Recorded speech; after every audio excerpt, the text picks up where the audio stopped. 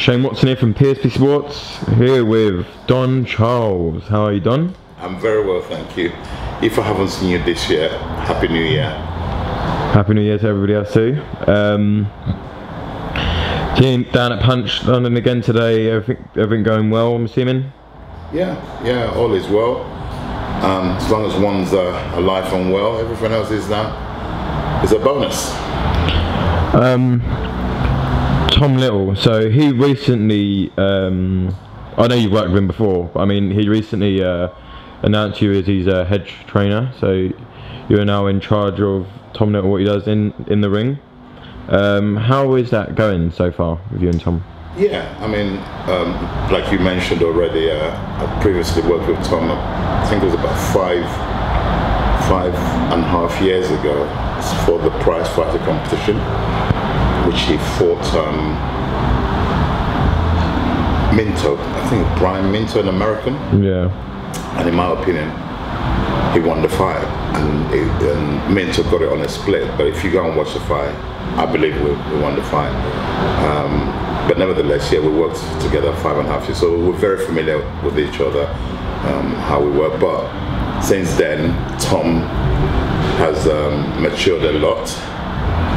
He's taken it very serious, the sport, and he asked me could I train him for this fight. He's got coming up a very, very big fight. Every fight's a big fight, and I like Tom. I've always liked his style. I like him as a person. He's got a really great attitude, a fun guy to be with, very funny character.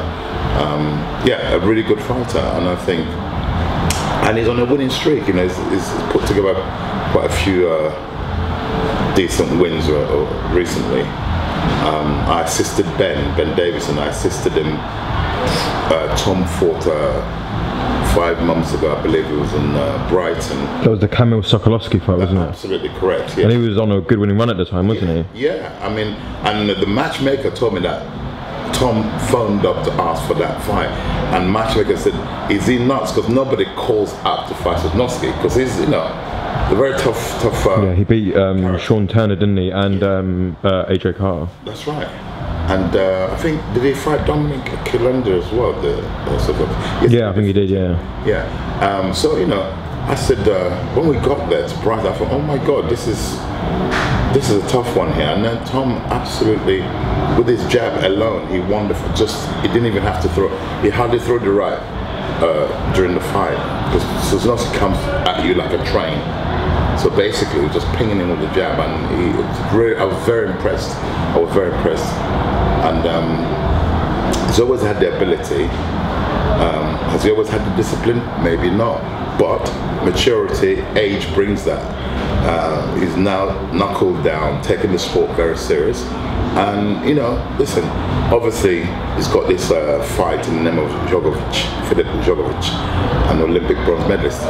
It's a very, very tall ask. It's a very, very, it's not probably, it is the biggest and toughest fight of Tom's career so far. Can Tom do it? Yes, he can. I believe so. Otherwise, I wouldn't even be attempted. I wouldn't have trained him had I not thought he has a chance. Yes, the guy's an Olympian, very well schooled boxer. I think timing is everything. I think in his life right now, Tom Little, he needs such a challenge. It's a massive challenge and a massive opportunity. Should he pull it off? And I think he can pull it off. I mean, also you've got in your camp Hrgovic Chisora. Recently, he's been rumoured that he got offered the Povetkin fight. Yeah. I know Derek's come off an unfortunate defeat against Adric Kabi. I know that's something that you wasn't present at, and I know Dylan White and that were actually calling for you to be there on Twitter and stuff. They thought that they really missed you in the corner. Is Povetkin a fight that you really want for Hrgovic Chisora at the moment? No. It's how you look at it. Styles make fights. Coming off the back of that loss in Monaco against Caballero, I don't believe Povetkin would have been the right fight to go into. Had we won in Monaco, 100% would have gone into that. I think it's too much of where Derek's now in his career, the point where he's at now. Don't believe you could never afford a loss at any time in your career, but especially in his where we are collectively, him as a fighter, the whole team, where we are present with him.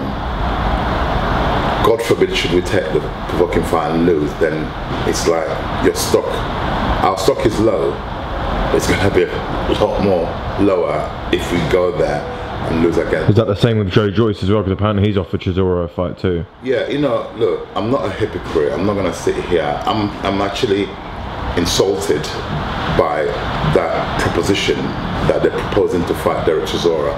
Without no disrespecting Joe Joyce, he's an Olympian. Again, I always repeat that I believe Joe Joyce won the gold and he got denied of that, wrongfully denied of the gold in Rio.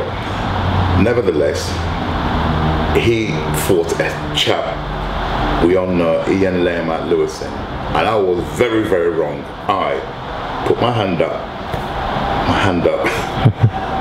I was very wrong in my prediction and in my assumption. Yeah, when that match was made, I thought David Haye must be drinking some heavy liqueur. Yeah, and I couldn't have been more wrong. Yeah, they gambled and they got it right. But you've gambled and you've got it right against Ian Lewison. So obviously their confidence is up. They're gonna cash it in. Again, I don't believe the fight will happen because we've got plans.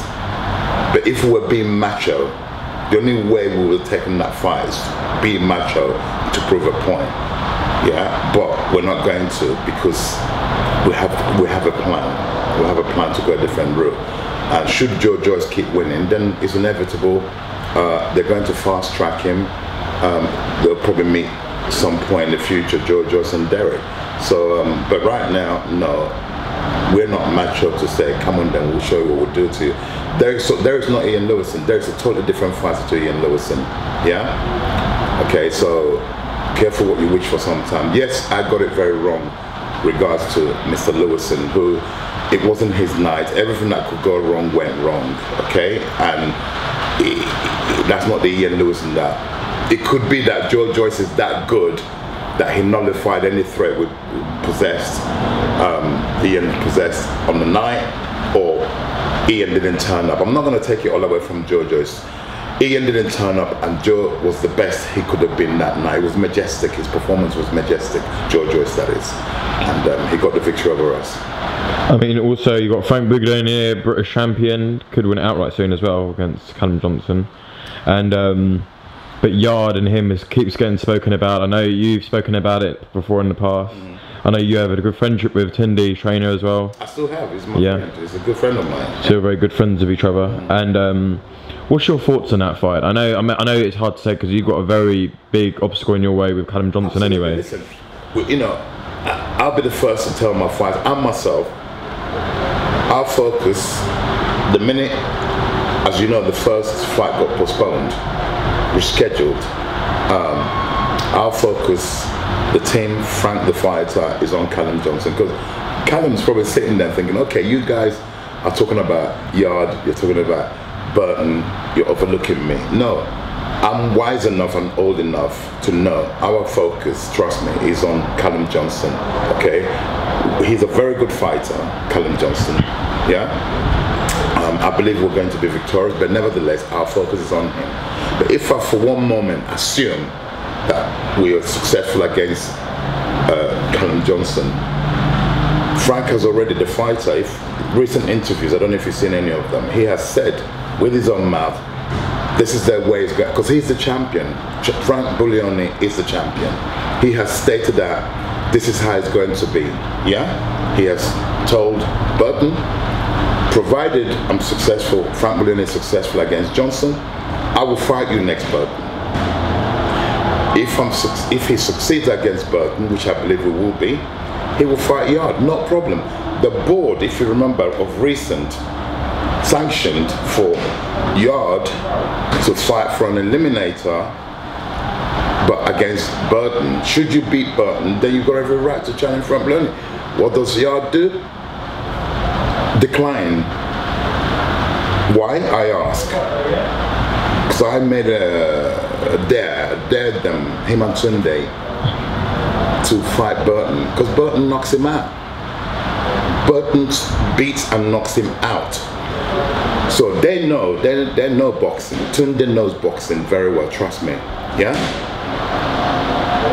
Burton is wrong for a lot of people. A lot of people.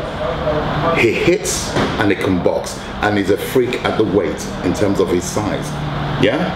He beats you out, that's why they would have pulled out. No other reason. They're making excuses that, oh, why should we go backwards? Frank has already beaten him. Yeah? Why should we get on the train? What is the example they gave? We're going to Stratford. Why should we get on the train that's going to the other way? No, excuse me. Face the fact. The facts are, the board governing boxing in this country, they have said fight an eliminator to earn the right to fight for the prestigious British title. What did they do? What an opportunity. Decline it. So they should really be quiet, behave themselves. They're very highly ranked in the governing bodies for the international belts they've won. Congratulations. You're so highly ranked. It can't go down, it can only go up. Go and fight the top guys in that division, in the world rankings. Should you be successful, then when Frank, by the grace of God, we will be successful against Callum Johnson and Burton, then we'll fight you for something. Because you're higher than us, he's ranked above Frank Buglioni. So please leave my guy alone. He has stated, Frank a few days ago stated the way it's going to be, and that's how it's going to be. And also I know something that's made you a very proud father, and you're a proud family man. Your son's turned pro with Steve Goodwin. How does that make you feel as a dad? And you must be very excited for his debut. Yeah, I mean, the whole point, the whole reason that I actually opened a boxing gym in the first place, because who doesn't? I wanted him to be a footballer in the first place. Then he started growing so tall, I thought, maybe football, he was a very good footballer actually. He's an athlete. First and foremost, an athlete. He could apply himself to various things. I saw that earlier on. And he's grown up around the boxing. When I built the initial gym, was for him. It just so happens the way my plans and God's plans are two different plans. I planned for the gym to be for myself and my son and my friends. Then the gym evolved into what it is today by me meeting Hrgovic Chisora. I've met all type of boxers in the beginning, which has brought me to, the journey has brought me to where we are today. So yes, I'm very, very delighted the fact that, because he's very academic, my son. He could have gone on to do, he wanted to do law, as law foundation, then specialize in sports law, but he's opted to run the business from in the gym we're in today. We're running it as a business, as well as it's got the commercial side and the professional boxing side, and he wants to pursue his boxing career. So he's of age, yeah, he's been training since the age of 10. And yeah, he's ready physically, mentally, maturity, everything. And we're not lacking of knowledge in myself to guide him to try and do what he can do. How do you feel about an actual, like, if this is your actual son, how do you feel about him stepping into the ring and fighting? Yeah, listen, because he's conditioned to it, he's grown up around it, he's fought as an amateur, so he's kind of, yeah, it's what I do for a living. It just happens to be my son, provided he puts the work in that my current fighters, the stable, he trains with them, he spars with Derek. He's done hundreds and hundreds of rounds with Derek and Ian Lewson. Provided he follows the structure that we already have in place. We have an infrastructure. He has to fall into that. Just like any boxer that walks through these doors, there is an infrastructure already there for him. There's a template how to succeed.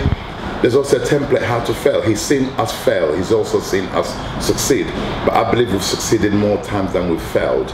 So we're going to follow the path of where we've succeeded. So the template is there. And when can we expect him first to be out? We're planning May, provided everything goes well. He still hasn't got his license yet.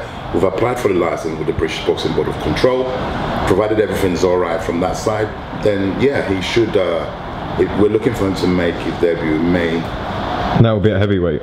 Most definitely. He's 6'6" tall and walks around at 120 kilos with training. probably get 5 kilos off of that. So he's a big dude. He hasn't even filled out yet, you know. So. Okay, well, thanks for talking to PSV Sports today, Don. It was good to catch up with you. Sorry to interrupt you. And his name is, it doesn't box under my name. His name is George Chidi, Chidi Fox, Fox. There you go. And he'll be hopefully making his debut in May, and if not in May, sometime this year. So thanks for allowing us down at your gym today, as always, making us feel welcome. And good luck ahead of Saturday night with Tom Little as well. Yeah, he's ready, we're ready, and listen, call me naive, call me whatever. I never go into any fight with any of my fighters if I don't believe, especially going all the way to Latvia. We're not looking to go to holiday to Latvia. We're going there with the view to get victory over Filip Hrgovic. And let's hope that's what comes out of it too, and we'll catch up with you soon. My pleasure.